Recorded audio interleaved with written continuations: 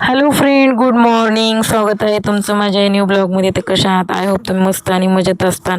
तर मी पण आता बिलकुल मजेत आहे. तर बघा, सकाळ झालेली आहे आणि ही पिवळी माझी भाची बघा व्हिडिओ बनवण्यासाठी मध्ये मध्ये आली. मला म्हणते व्हिडिओ बनव आत्या, व्हिडिओ बनव. मग मी म्हणलं हा ठीक आहे, आपण व्हिडिओ बनवू. तर सगळे रात्री मी लाईव्हला आलते, सगळे म्हणत होते पुष्पा ब्लॉग बनवणार. त्यामुळे मी म्हणलं चला सकाळ सकाळी एक ब्लॉग बनवा. तर हे बघा पिवडीला पण माझ्यामुळं नाद लागला. ही पिवडी म्हणजे माझी भाची आहे बरं का. तर काय चाललंय सगळ्यांचं? झालं का चहा पाणी वगैरे? आमचं तर झालंय बघा सगळं. आता हो का असं चुलीवर पाणी तापवायला लागले. तुमच्या इथं कोण कोण चुलीवर पाणी तापवी ते मला कमेंटमध्ये नक्की सांगा बरं का. आणि कुणाकुणाच्या इथं गॅस शेगडी आहे ते पण सांगा. आमच्या इथं तर शेगडी गॅस काहीच नाही आहे. आमच्या इथं फक्त ऑनली वन चूल आहे. कारण शेतामध्ये राहतात आम्ही, असं आमचं शेतात घर आहे आणि आमच्या इथं सिंगल फ्यूज पण नाही. त्यामुळे आम्हाला ते काही वापरता पण येत नाही. मग गॅसची बचत करण्यासाठी आम्ही असं चुलीवर पाणी तापवतो सरपण आणून. आणि चुलीवर मस्त गरम पाणी लवकरच होते आणि गरम पाण्याने आंघोळ मस्त करायची. आणि एवढे थंडीचे दिवस चालू आहेत त्यामुळं गार पाण्याने अजिबात आंघोळ करू वाटत नाही. थंड पाणी नकोच वाटते का, हात सध्या घालू वाटत नाही.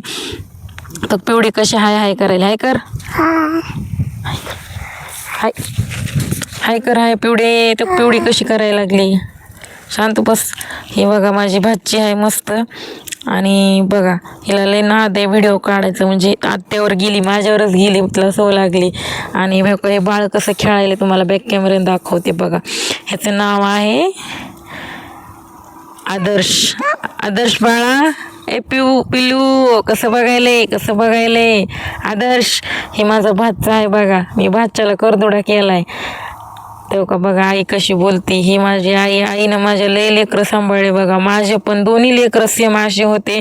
ह्या काळामध्ये ह्या माय माऊलीनं मला लय साथ दिली बघा. आणि माझ्या प्रत्येक सुखादुखात माझी आई उभा राहिली. माझ्या आईचे उपकार मी कधीच विसरू शकत नाही. आणि आता भावाचे सध्या लेकरं म्हणजे सुनाला एकदम लेकीसारखं आई सांभाळते, माझ्यापेक्षा जास्त प्रेम देते. ह्या लेकराला स्वतःच्या लेकरांनी जपते, लय म्हणजे लय सांभाळते. आता हे दोन्ही लेकरं, ही पोरगी तर आईशिवाय राहतच नाही बघा. आई चालली आंघोळीला, गरम पाणी घेतलंय, दुसरं पाणी ठेवलंय आता, कारण रानात आवरून जायचंय ना. आणि असं दारात सकाळ सकाळी रोज बारक्या बाळाला उन्हात टाकतो, कारण मस्त वाटतंय त्याला कसं खेळायला बघा. आता लेकरांची जाते, लहान आहे तो लेकरं सळतातच. आमचं घर येऊ का असं आहे, अंगण असं आहे. हे आमची वहिनी आहे. वहिनीला मी जास्त व्हिडिओमध्ये दाखवत नाही, आवडत नाही. आई किरकिर करते घेतलं की, आणि तिला पण व्हिडिओमध्ये यायला आवडत नाही बघा. सकाळचं वातावरण कसं झालंय मस्त. पाखरं बिकरं चिमण्या वरडायला लागल्यात आणि त्या लिंबाच्या झाडावर तर साळुंक्या बसल्यात बघा. आता ह्याच्यात काय आवाज येई नाही, मी आवाज बंद करून टाकलाय त्यामुळे आवाज येत नाहीये बघा. कसं झाडं बिडं हिरवेगार दिसायले सकाळ सकाळी. आता 9 वाजलेत आणि आम्ही लई उशिरा उठलो, कारण नुसती थंडी वाजायला लागली. लवकर उठण्याची इच्छाच होत नाही, कारण इतकी थंडी वाजली की आईला तर आमच्या मरणाची सर्दी झाली बघा. इकडं हरभरं असं खुरपिले, अर्ध राहिले. आता पटकन रेडी होऊन हरभरं खुरपायला जायचंय.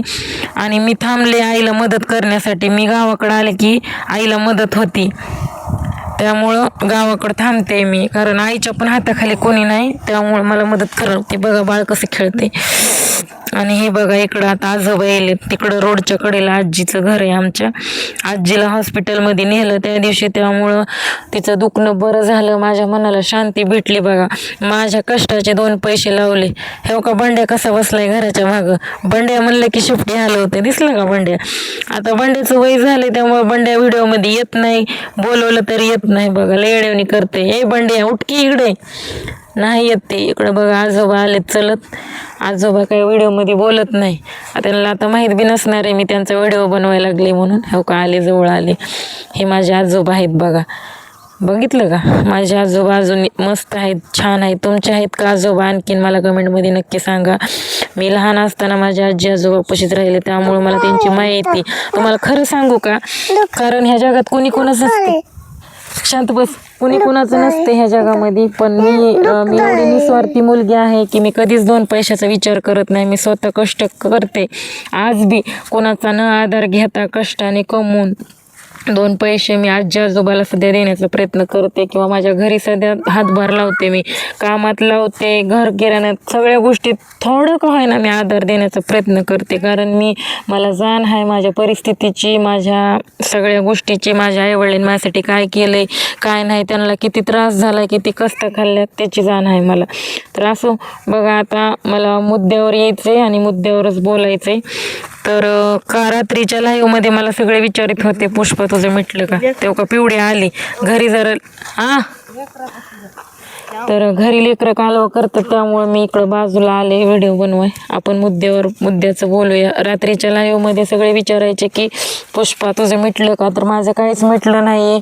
कारण मी 8 ते 9 वर्ष होत आले आई वडिलापाशीच राहते, हे तर सत्य आहे. पण मी अशात व्हिडिओ टाकत नाही, त्यामुळं तुम्हाला वाटतंय की सगळं आता व्यवस्थित चाललंय. माझं काही व्यवस्थित चाललं नाही. जर व्यवस्थित चाललं असतं तर मी दाखवलं पण असतं. बघा ही बॅकग्राऊंड, हे शेत, हे घरदार काय असेल ते तुम्ही सगळं ओळखतो. पिवडी कशी मध्ये करते, जा घरला पळ, घरी जा.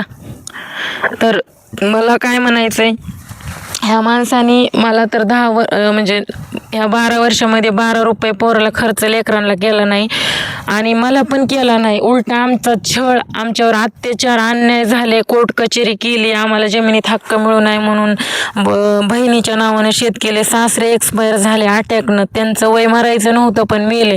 पण मी सोशल मीडियावरती त्यांना शिवीगाळ केल्यामुळं त्यांनी माझ्यावर जास्त दाद धरला.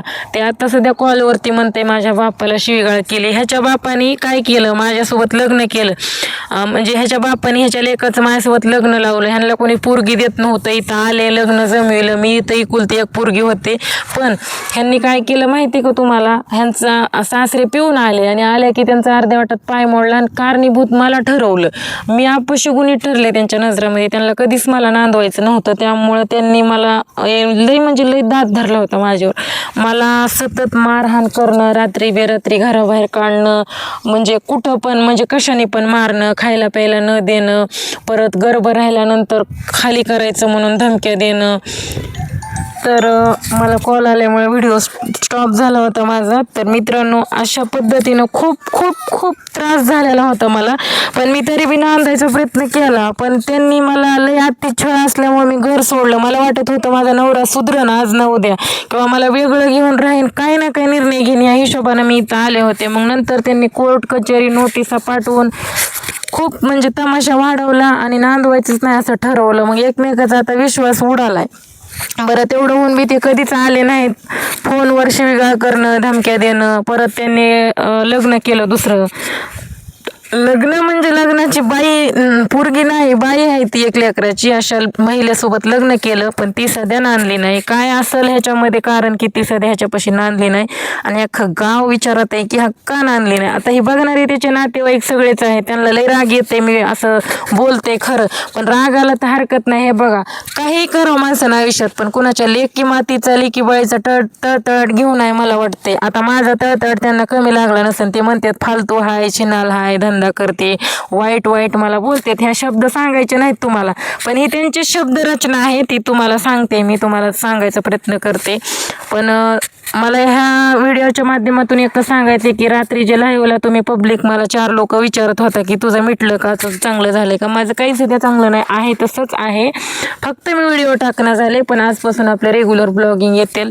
कारण मला पण आता कळलंय की माझ्या पण व्हिडिओची कोणतरी वाट बघणार आहे. तुमच्या सेवेत रोज एक ब्लॉग नवीन घेऊन येईन आणि माझ्या रिअल लाईफबद्दल तुम्हाला सगळी अपडेट्स दिली जाईल. आणि माझ्या चॅनलला सपोर्ट करा, लाईक शेअर कमेंट करा, एवढीच इच्छा आहे. फेसबुकला चांगला सपोर्ट भेटतोय, इंस्टाला पण चांगला सपोर्ट भेटतोय, फक्त यूट्यूबलाच भेटत नाही. तर प्लीज सपोर्ट करा.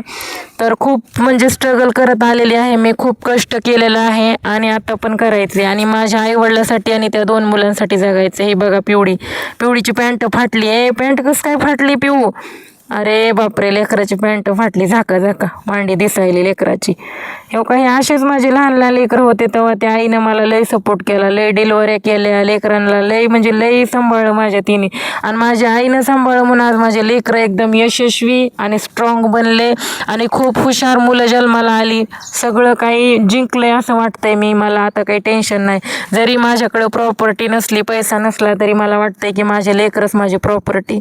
तर हे बघा, हातापायाचे असे कसे कळा झाले, हरभरं खुरपाय चालू आहे. तेव्हा पिवडी कशी हाय करते. पिवडीला वाटते मला बी व्हिडिओमध्ये घ्यावा. हिला म्हणजे हिच्यासमोर व्हिडिओ बनवून हिला पण नाद लागलाय. आपण घरात जसं वागतो तसेच लेकरं पण वागतात. असो, लहान आहे अजून, माझ्या मुलासारखी ती पण एक दिवस हुशार होईल आणि हुशार करायचंच. बघा माझा चेहरा किती ब्लर झाला आहे आणि चेहऱ्यावर खूप पिंपल्स आलेत आणि असं रानात काम केलं की हो का असला चेहरा होते. रात्री एक क्रीम लावली होती मी. सगळे म्हणतात हे लाव ते लाव, चेहरा चांगला होईन, वांग जाईन, पण मी कोणाचं ऐकत नाही. आणि रात्री ही क्रीम लावली, एक भावानं आणली होती तसलं भारी वॅशनल. म्हणलं अरे हे ना आपले पिंपल्स आणि वांग जातील ते हो का जास्तच फोडं येऊन बसलेत, चेहरा एकदम ब्लर झालाय. जाऊ द्या, नाहीतरी आता कोणाला दाखवायचंय, वय होत चाललंय आपलं, लेकरं बाळ बरोबर यायची आली. पण तरी पण असं वाटतंय आपापल्या शरीरासाठी चांगलं दिसणं खूप गरजेचं आहे. लोक काय काय करते छान दिसण्यासाठी, आपण नुसतं चेहऱ्याला जपलं तरी चांगलंच आहे. पण कसं जपणार, रानात काम केलं की बरोबर चेहरा ब्लर होऊन जाते आणि वयानुसार माणूस पण ब्लर होते.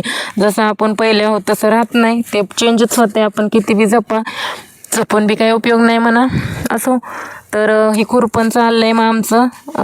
हरभरा खुरपण्यासाठी आईला मदत करण्यासाठीच थांबले, कारण आईच्या हाताखाली बोटभर माणूस नाही. आईला हेल्प करायची आहे मला, भरपूर मला तिला मदत करायची, कारण आईला होईना झालंय आता.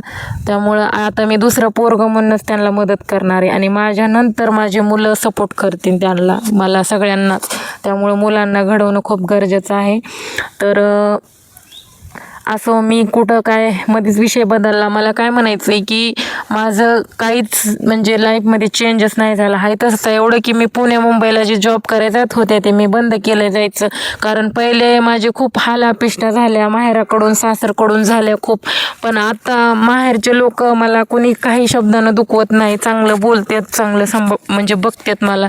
त्यामुळं आणि मी पण स्वतःच्या पायावर उभी आहे. पहिलं असं म्हणजे मी काय कमवलंय असं काहीच नाही आहे, पण पहिलं माझं भागच सध्या नव्हतं, एवढी वाईट परिस्थिती होती. पण आता मी भागवू शकते, काम केलं नाही केलं तरी माझं भागणार, माझ्या लेकरांचं भागणार, कुठं पळायची काही गरज नाही. आणि असं वाटायलंय आता उगाचच वयानुसार कशाला उगा लांब लांब जायचंय, लेकरं बाळ मोठे व्हायले, आई वडिलांना पण गरज आहे आधाराची कोणाच्या तरी, ते पण एकटे पडलेत. मग त्यांना सोडून लांब नको वाटायला लागले जायचं, आपण त्यांना सपोर्ट करावं असं माझी इच्छा आहे. म्हणून मी इथं थांबले. आणि कोर्ट कचेरी चालूच आहे, पण कोर्ट रजेवर असल्यामुळं म्हणजे ते कोर्टच्या मॅडम आहेत त्या डिलिव्हरीला गेल्यात, आता जानेवारीमध्ये चालू होणार आहे. मग आपण प्रोसेस चालू करणार आहेत कोर्टाची. मी काय त्यांना सोडणार नाही सहजासहजी. त्यांना जरी वाटत असतं की मी सोडले, पण नाही. बघा बंड्या आला, हे बंड्या बघा, बंड्याला ये म्हणलं तरी येत नाही, तिथून शिफ्टी हलवायला ये म्हणलं तरी. तेव्हा तसे दुःख झालेत अंगावर. आणि त्याला ती पण माझ्या लग्नाच्या वर्षीच आणलं, लग्न झालं दुसऱ्या तिसऱ्या दिवशी कुत्रं आणलं होतं. आता म्हातारं झालंय, त्याच्या अंगाला दुःख पण येईलेत. आता जायची वेळ आली. माझ्या आवडीची गाय होती बघा, मी भांडे वासरू, ते गोचडाने एवढं खाल्लं ते सध्या एक्सपायर झालं. त्या दिवशी तुम्हाला दाखवलेलं वासरू मेलं अक्षरशः, पण दाखवायचा ब्लॉग नाही काढला. त्या दिवशी मी पोरं सोडायला गेले आणि तिकडंच राहिले 2 दिवस. तर फ्रेंड कसं आहे ना, मी माझ्या लाईफमध्ये खूप काही स्ट्रगल केलं फक्त त्या लोकांमुळं, त्या सासरच्या लोकांमुळं. आणि त्याला वाटतं असेल मी सोडलंय त्याला, पण मी सोडणार नाही, कारण त्याच्या रक्तमासाचे 2 लेकरं आहेत.